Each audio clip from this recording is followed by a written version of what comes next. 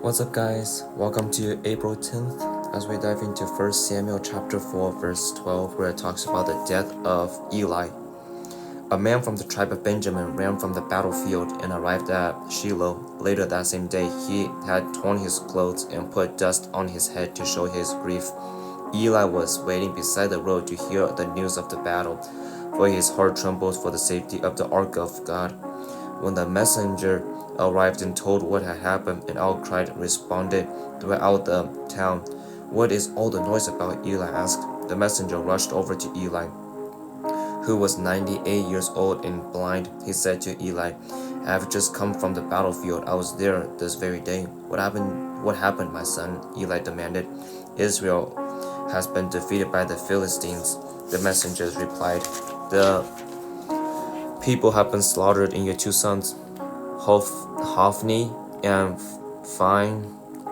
Phinehas, were also killed, and the ark of God has been captured."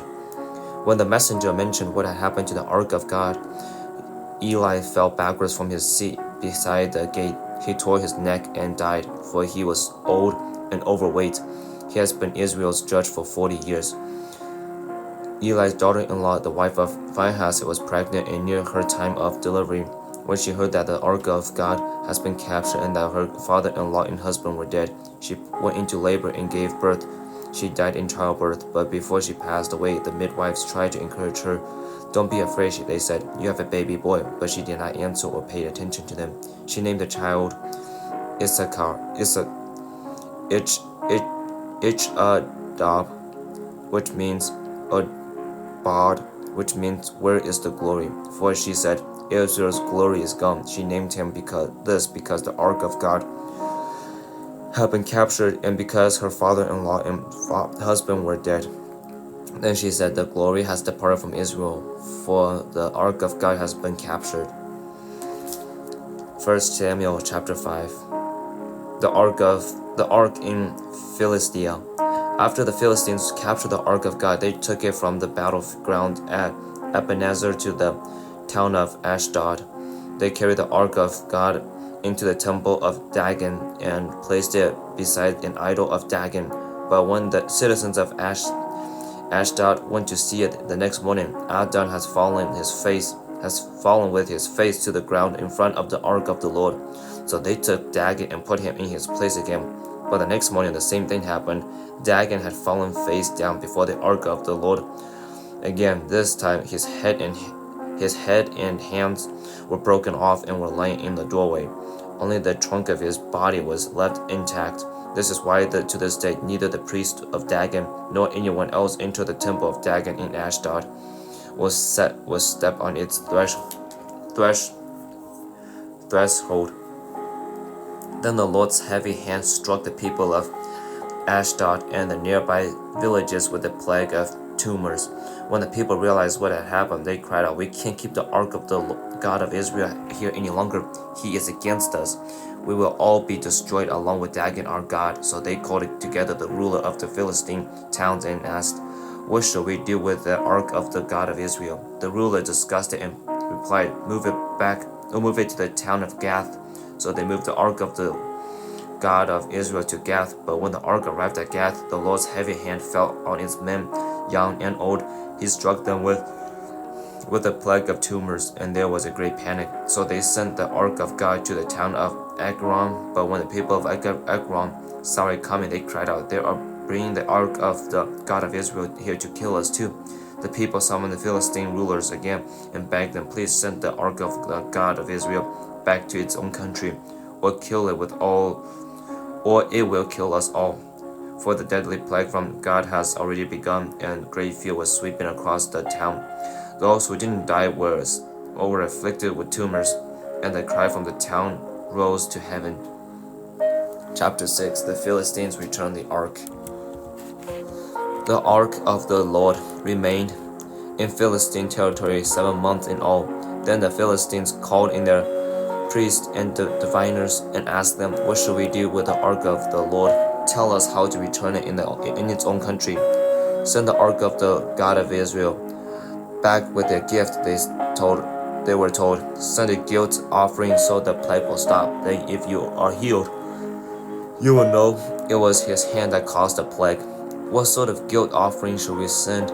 They asked, and they were told, since the plague has struck both you and your 5 rulers, make 5 great gold tumors and 5 gold rats, just like those that have been ravaged your land. Make these things to show honor to the God of Israel. Perhaps then he will stop afflicting you, your gods, and your land. Don't be stubborn and rebellious as Pharaoh and the Egyptians were. By the time God was finished with them, they were eager to let Israel go. Now build a new cart and find two cows that had just given birth to calves. Make sure the cows had never been yoked to a cart. Hitch the cows to the cart, but shut their calves away from them in the pen. Put the ark of the Lord on the cart, and beside it place a chest containing the gold rats and gold tumors you are sending as a guilt offering. Then let the cows go wherever they want. If they cross the border of our land and go to Beth Shemesh, we will know it was the Lord who brought this great disaster upon us. If they don't, we will know it. It was not his hand that caused the plague. It was simply by chance. So these instructions were carried out. 2 cows were hitched to the cart, and the newborn calves were shut up in the pen. Then the ark of the Lord and the chest containing the gold rats and gold tumors were placed on the cart, and sure enough, without veering off in other directions, the cow went straight along the road toward Beth Shemesh, lowering as they went. The Philistine rulers followed them as far as the border of Beth Shemesh. The people of Beth Shemesh were harvesting wheat in the valley, and when they saw the ark, they were overjoyed.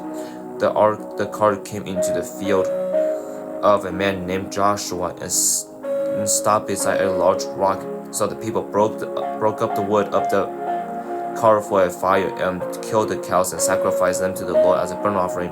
Several men of the tribe of Levi lifted the ark of the Lord and the chest containing the gold rats and gold tumors from the cart and placed them on a large rock. Many sacrifices and burnt offerings were offered to the Lord that day by the people of Beth Shemesh. The 5 Philistine rulers watched all this and then returned to Ekron that same day.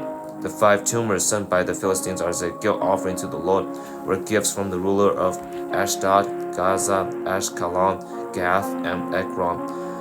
The 5 gold rats represented the 5 Philistine towns and their surrounding villages, which were controlled by the 5 rulers. The large rock at Beth Shemesh, where they set the ark of the Lord, still stands in the field of Joshua as a witness to what happened there. The ark moved to Kiriath Jearim, but the Lord killed 70 men from Beth Shemesh because they looked into the ark of the Lord, and the people mourned greatly because of what the Lord had done. Who is able to stand in the presence of the Lord, this holy God? They cried out. Where can we send the ark from here? So they sent messengers to the people of Kiriath Jearim and told them, the Philistines have returned the ark of the Lord. Come here and get it. So the men of Kiriath Jearim came to get the ark of the Lord. They took it to the hillside home of Abinadab and ordained Eleazar his son to be in charge of it. The ark remained in Kiriath Jearim for a long time, 20 years in all. During that time, all Israel mourned because it seemed the Lord had abandoned them. Samuel leads Israel to victory. Then Samuel said to all the people of Israel, if you want to return to the Lord with all your hearts, get rid of your foreign gods, your images of Ashtoreth. Turn your hearts to the God and to the Lord and obey him alone. Then he will rescue you from the Philistines. So the Israelites got rid of their images of Baal and Ashtaroth and worshipped only the Lord. Then Samuel told them, gather all of Israel to Mizpah, and I will pray to the Lord for you. So they gathered at Mizpah, and in a great ceremony drew water from a well and poured it out before the Lord. They also went without food all day and confessed that they have sinned against the Lord. It was at Mizpah that Samuel became Israel's judge. Then the Philistine rulers heard that Israel had gathered at Mizpah. They mobilized their army and advanced. The The Israelites were badly frightened when they learned that the Philistines were approaching. "Don't stop pleading with the Lord your God, our God, to save us from the Philistines," they begged Samuel. So Samuel took a young lamb and offered it to the Lord as a burnt offering. He pleaded with the Lord to help Israel, and the Lord answered him. Just as Samuel was sacrificing the burnt offering, the Philistines arrived to attack Israel, but the Lord spoke with a mighty voice of thunder from heaven that day, and the Philistines were thrown into such confusion that the Israelites defeated them. The men of Israel chastened from Mizpah to a place below Beth-kar, slaughtering them all the way. Samuel then took a large stone and placed it between the town of Mizpah and Jashana. He named it Ebenezer, which means the stone of help, for he said, "Up to this point the Lord has helped us." So the Philistines were subdued and didn't invade Israel again for some time, and throughout Samuel's lifetime the Lord's powerful hand was raised against the Philistines. The Israelite villages near Ekron and Gath that the Philistines had captured were restored to Israel, along with the rest of the territory that the Philistines had taken. And there was peace between Israel and the Amorites in those days. Samuel continued as Israel's judge for the rest of his life. Each year he traveled around, setting up his court at Bethel, then at Gilgal, and then at Mizpah. He judged the people of Israel at each of these places. Then he returned to his home at Ramah, and he would hear cases there too. And Samuel built an altar to the Lord at Ramah. Chapter 8. Israel requests a king. As Samuel grew old, he appointed his sons to be judges over Israel. Joel and Abijah, his oldest sons, held court in Beersheba, but they were not like their father, for they were greedy for money. They accepted bribes and perverted justice. Finally, all the elders of Israel met at Ramah to discuss the matter with Samuel. "Look," they said, "you are old now, and your sons are not like you. Give us a king to judge us, like all the other nations here have." Samuel was displeased with their request and went to the Lord for guidance. "Do everything they say to you," the Lord replied, "for they are rejecting me, not you. They don't want me to be their king any longer. Ever since I brought them from Egypt, they have continually abandoned me and followed other gods, and now they are giving you the same treatment. Do as they ask, but solemnly warn them about the way a king will reign over them." Samuel warns against the kingdom.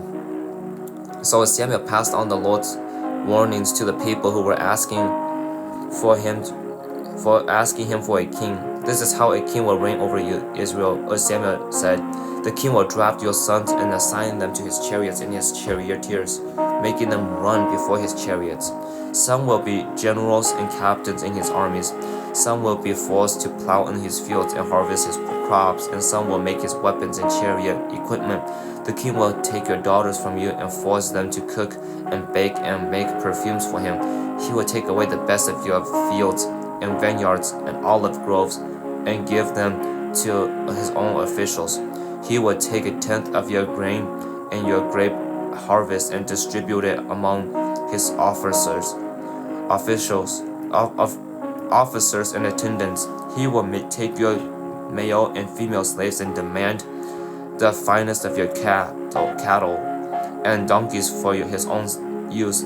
He will demand 1/10 of your flocks, and you will be his slave. But that day will come, you will beg for relief from this king you are demanding, but the Lord will not help you." But the people refused to listen to Samuel's warning. "Even so, we still want a king," they said. "We want to be like the nations around us. Our king will judge us and lead us into battle." So Samuel repeated to the Lord what the people had said, and the Lord replied, "Do as they say, and give them a king." Then Samuel agreed and sent the people home. And that's the end for today. This has to be one of the hardest things for God. From 1 Samuel chapter 8.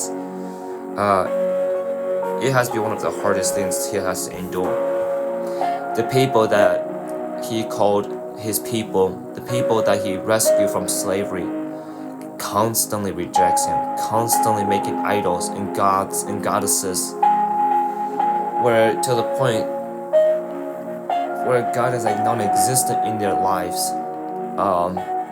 And yet, because God loves them so much that He respects their choices to have kings rule over them instead of Jesus, instead of God, who is already a king to them, to rule over them.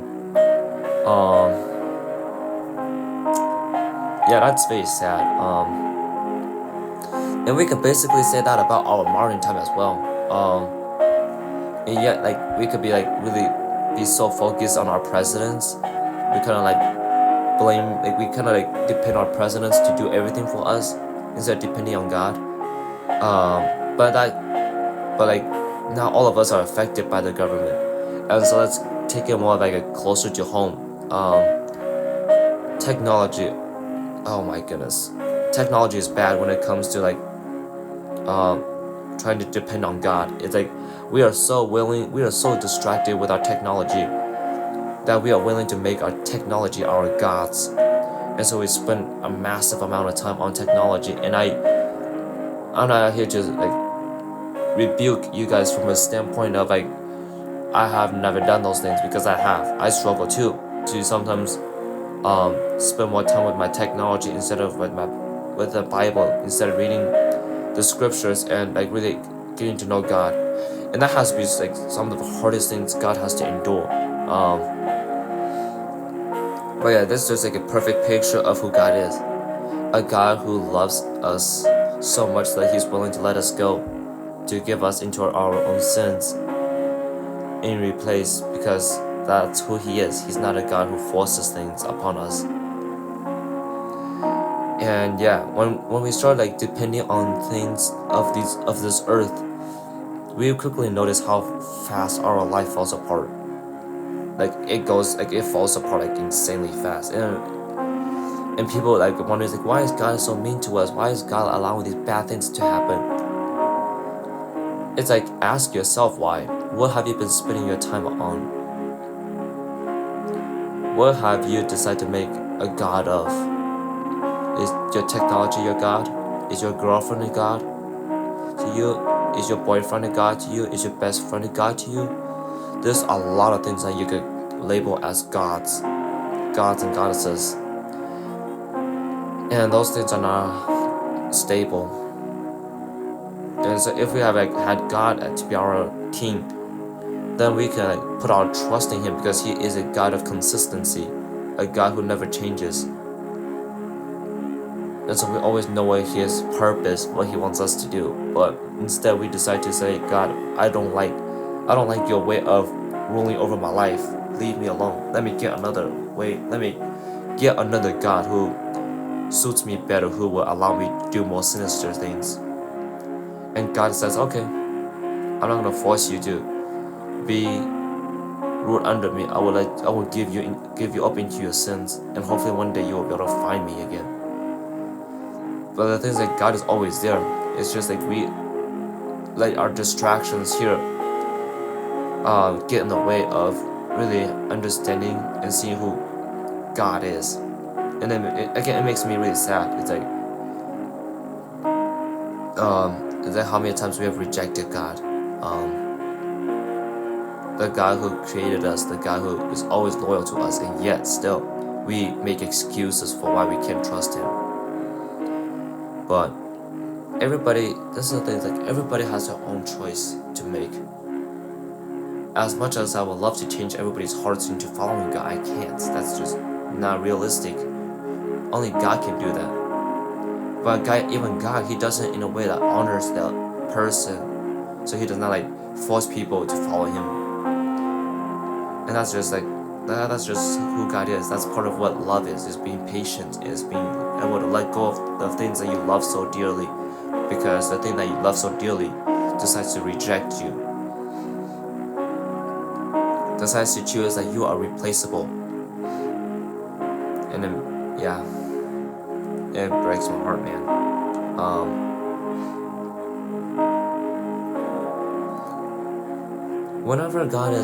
Whenever you choose to whether or not to do something, if you choose to go down this path, it will be successful. Like your life will be successful if that's what God wants you to do. And if it's not, God will make sure that that door is closed. And we have to be okay with that. We don't need to be complaining to God saying, God, why do you let this door be closed? That's not like helping anybody. You're not gonna change God's mind. When a door is closed, it's closed. Move on. Praise God that trusting Him that there's a good reason for why He closed that door.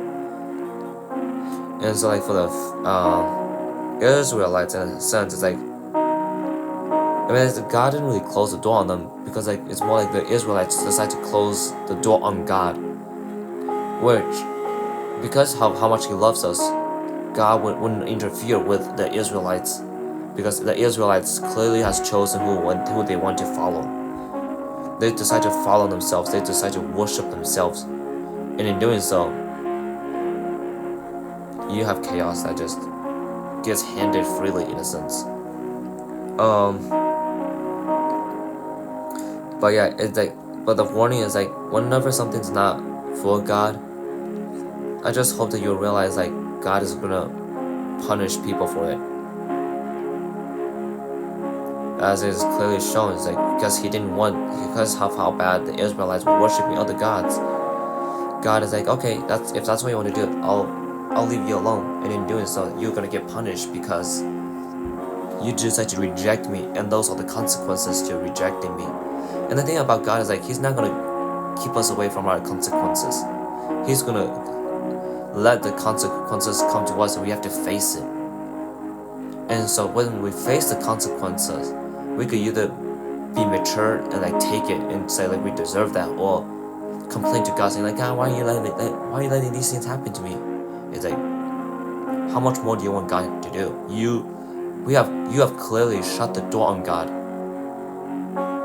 And so why do you expect Him to help you out if you're gonna keep shutting the door on Him? Give Him your time. Give Him that. Leave the door wide open for Him, and you will have success. That I can tell you. You can't have success beyond. You cannot have eternal success if you decide to make yourself a god, make other people a god, or make something that's from this earth a god.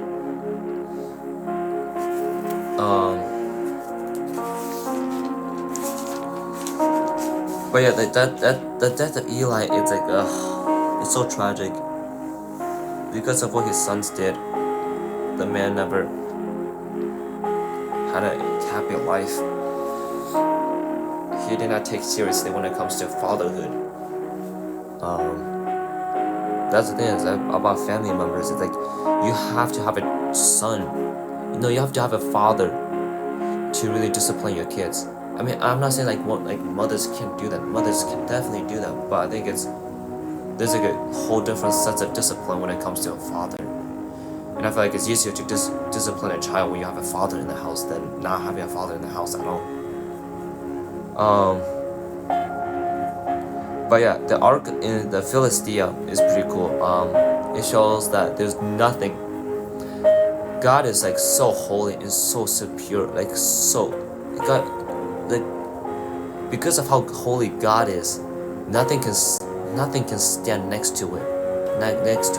Nothing can be equal as Him, and so God has to literally humiliate the Philistines to show that their God is a puny God. And the sad thing is like, even though the Philistines saw that their God is nothing but a piece of rubble, they still, their hearts are so hardened. Whereas like God made God makes miracle happen, they still think it's like, oh nope, I still will not accept God. And that's the thing in our life right now. It's like, for those who reject God, they like to make excuses for why they can't follow God, or like they make God to look like a terrible person, so it causes them to run away from God. But you cannot have a relationship with God if you decide to shut the door on Him like that. if you do reject him constantly when he clearly has proven that he is the one and true God in the whole universe, there's only so much there's only so much that God can do without start taking control of people's minds. But yeah, it shows like if you pray about something and if it does not align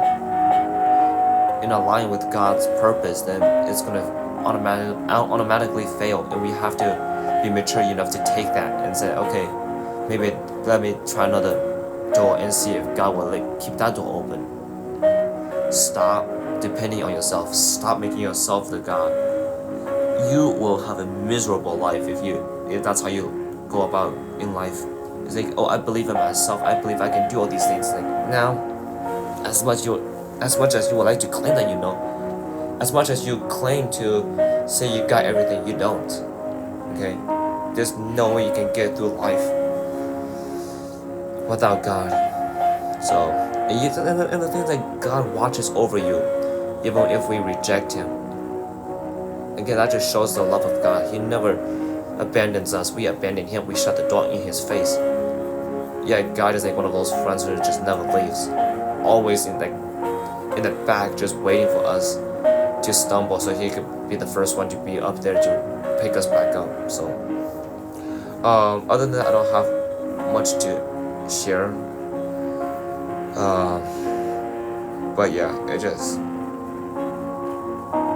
heartbreaking that the Israelites are willing to put their life and trust onto these earthly things, onto false gods, over a God who literally saved them from eternal slavery in a sense. Because I don't think Pharaoh would have stopped if it was not for God and stuff. So please don't reject God. Please don't slam the door in His face, or you will regret it very much. So with that, I don't have anything else to share. So may you guys go and walk with God.